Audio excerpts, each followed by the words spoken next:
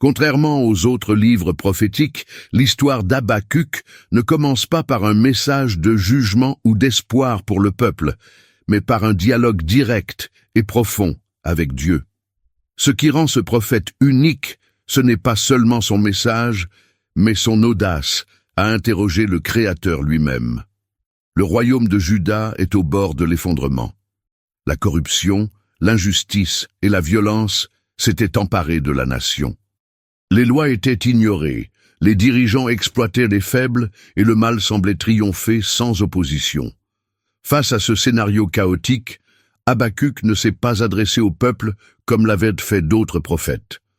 Il a regardé les cieux et, plein d'angoisse, il a posé une question qui a résonné à travers les siècles. « Jusqu'à quand, Seigneur, crierai-je au secours, et n'entendras-tu pas?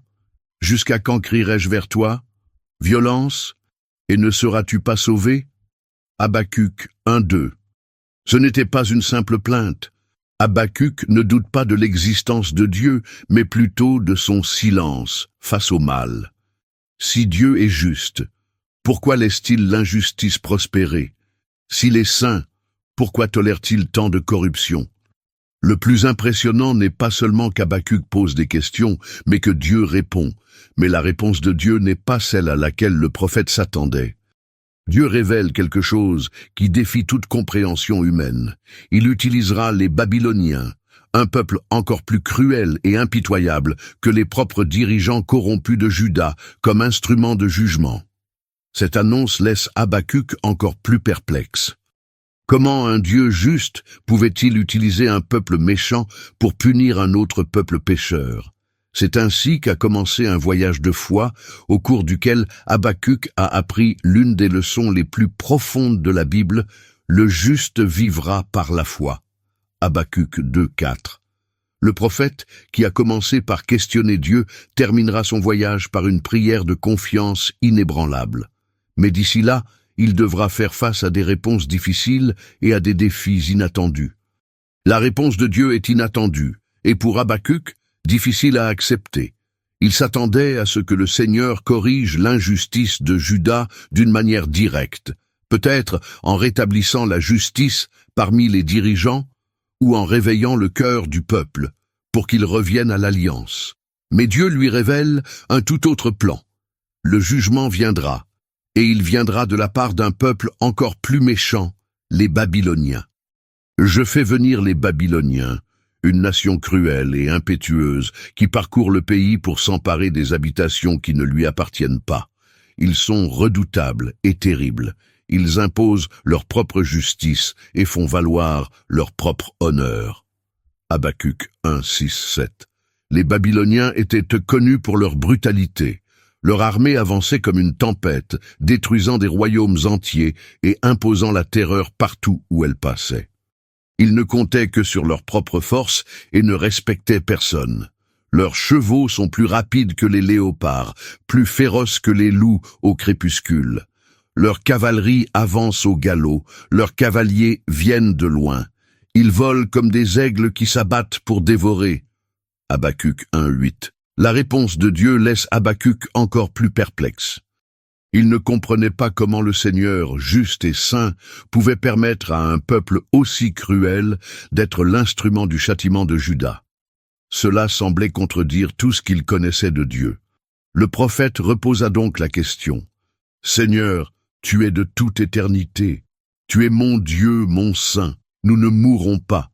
C'est toi, Seigneur, qui as chargé cette nation d'exercer le jugement. C'est toi, rocher, qui as décidé qu'elle exercerait le châtiment. » Dans Habacuc 1:12, le prophète reconnaît que le jugement de Dieu est nécessaire, mais il ne comprend pas la logique divine.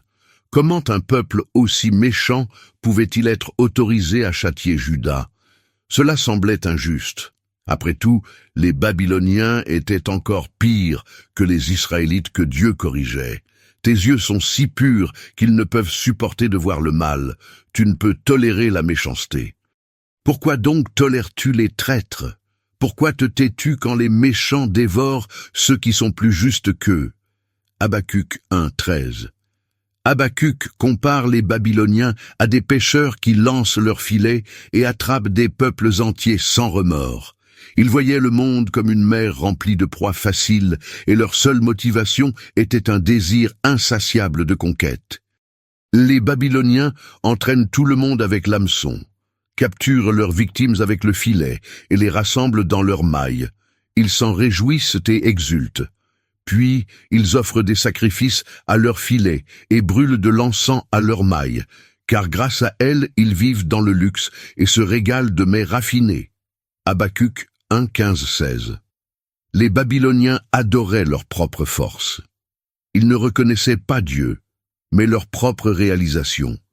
C'est une insulte à la sainteté du Seigneur. Comment a-t-il pu laisser triompher un peuple aussi arrogant?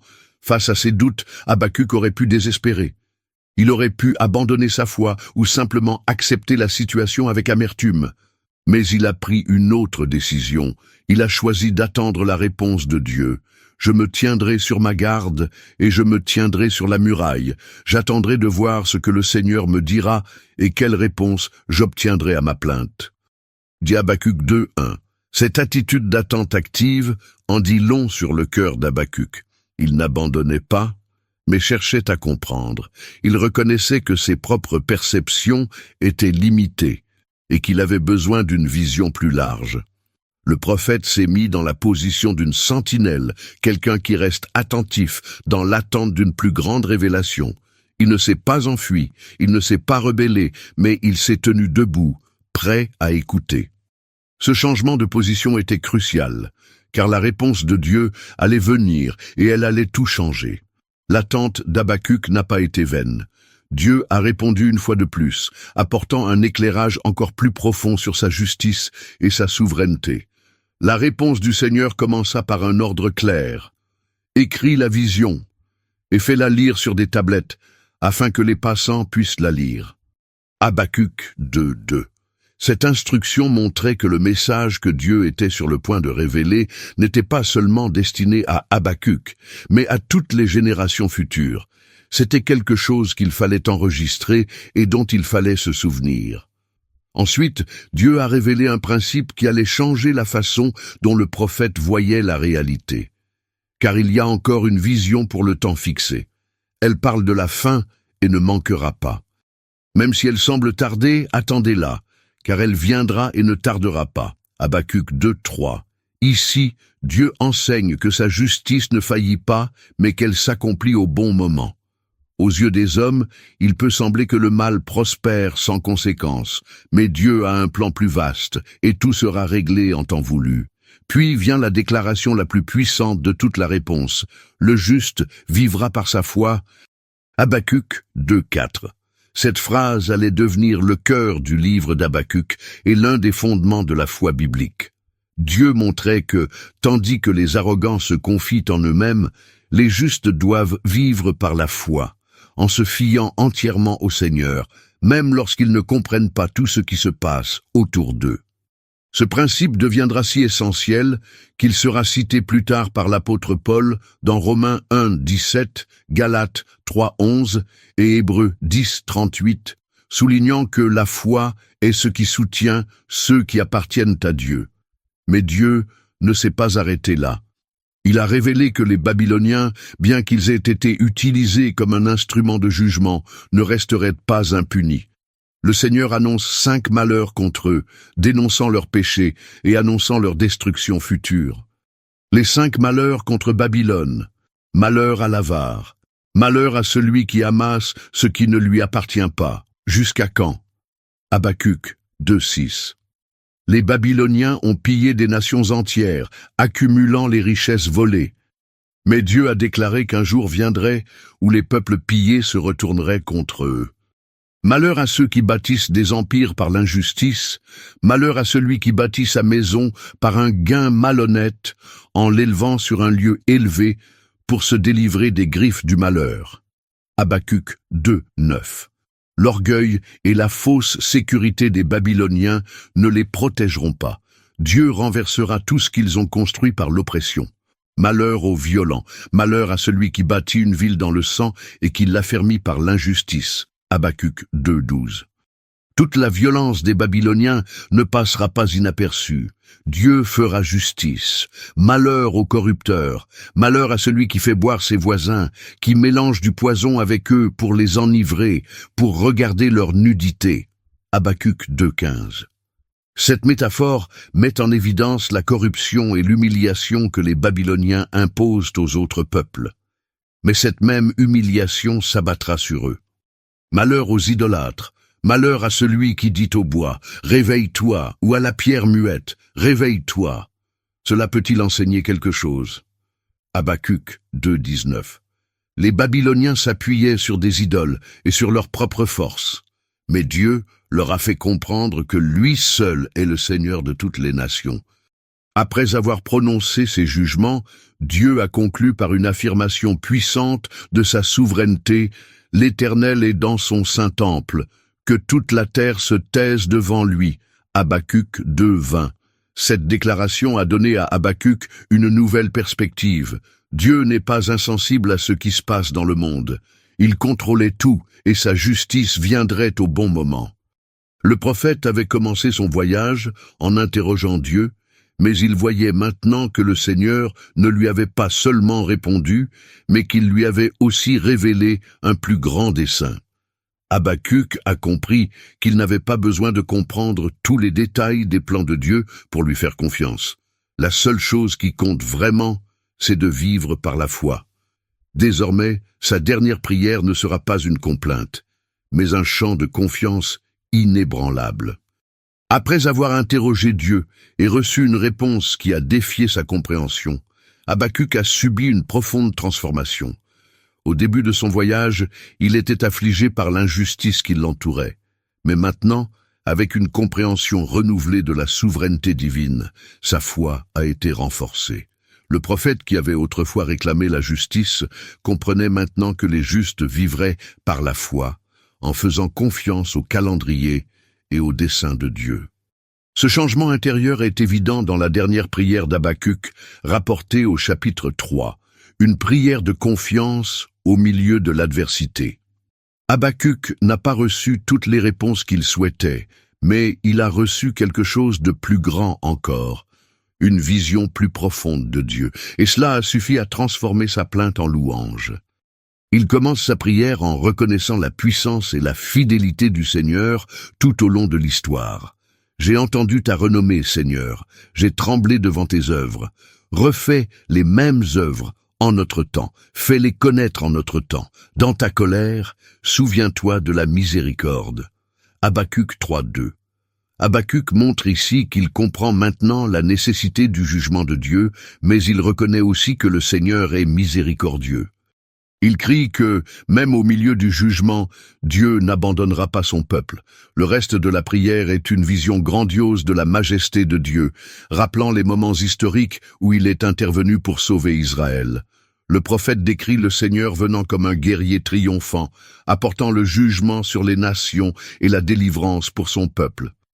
Dieu est venu de Théman, le Saint est venu du mont Paran. Sa gloire couvrait les cieux, et sa louange remplissait la terre. Habacuc 3,3. Le langage poétique renforce la souveraineté absolue de Dieu sur toute chose. Les montagnes tremblent devant lui, les fleuves se retirent, et même le soleil et la lune s'arrêtent sur l'ordre du Créateur. Mais le point le plus frappant de la prière se trouve dans les derniers versets. Habacuc y exprime une foi inébranlable, quelles que soient les circonstances. Même si le figuier ne fleurit pas et que la vigne ne porte pas de fruits, même si la récolte des olives est mauvaise et que les champs ne donnent pas de nourriture, même si les brebis disparaissent de la bergerie et qu'il n'y a pas de bétail dans les enclos, je me réjouirai dans le Seigneur et je m'estimerai heureux dans le Dieu de mon salut. Habacuc 3, 17, 18. Ces mots constituent, elles, une des plus grandes déclarations de foi de toute la Bible. Habacuc dit, en d'autres termes, « Même si tout va mal, même si je perds tout, je me confierai au Seigneur. » Il réalise que la vraie sécurité ne réside pas dans les circonstances, mais en Dieu. Sa joie ne dépend pas de la prospérité ou de la stabilité. Sa subsistance vient du Seigneur, indépendamment de ce qui se passe autour de lui. L'Éternel est ma force. Il rend mes pieds semblables à ceux des biches. Il me fait marcher sur les hauteurs. Habacuc 3,19. Habacuc utilise ici l'image d'un cerf escaladant des montagnes rocheuses avec légèreté et fermeté pour illustrer comment Dieu donne de la force aux justes pour faire face à toute difficulté. Du questionneur à l'adorateur, la transformation d'Habacuc est extraordinaire. Il a commencé son voyage dans l'angoisse, interrogeant Dieu et luttant pour comprendre sa justice. Mais à la fin, il n'a plus besoin de réponse, car il a appris à faire confiance au caractère de Dieu. Le livre d'Habacuc ne se termine pas par une solution visible aux problèmes du prophète. Juda allait encore connaître des temps difficiles, Babylone allait encore apporter la destruction, et le scénario environnant restait incertain. Mais quelque chose a changé. Le cœur d'Habacuc. Il s'est rendu compte que la vraie foi ne dépend pas de la résolution de tous les problèmes, mais de la confiance dans le Dieu qui domine tout. La leçon d'Habacuc pour aujourd'hui. L'histoire d'Habacuc reste d'une grande actualité. Comme lui, nous regardons souvent autour de nous et voyons l'injustice, la corruption et la souffrance. Nous pouvons nous demander « Où est Dieu ?» ou « Pourquoi laisse-t-il le mal prospérer ?» La réponse du livre d'Habacuc nous l'enseigne. Dieu n'est pas indifférent au mal, il jugera tout en temps voulu. La justice de Dieu n'est peut-être pas immédiate, mais elle est certaine. Les justes ne vivent pas des circonstances, mais de la foi. Nous ne devons pas nous fier à ce que nous voyons, mais au caractère immuable de Dieu. Lorsque nous sommes confrontés à des temps difficiles, nous pouvons choisir entre deux voies, le désespoir ou la foi. Habacuc nous invite à vivre par la foi en faisant confiance à la souveraineté de Dieu, même lorsque nous ne comprenons pas ses plans. Nous concluons donc ce voyage avec les dernières paroles du prophète. « Je me réjouirai de l'Éternel et je me réjouirai du Dieu de mon salut. » Si ce message a touché votre cœur, partagez-le et continuez à nous suivre pour d'autres réflexions profondes sur la parole de Dieu. Rendez-vous dans la prochaine vidéo.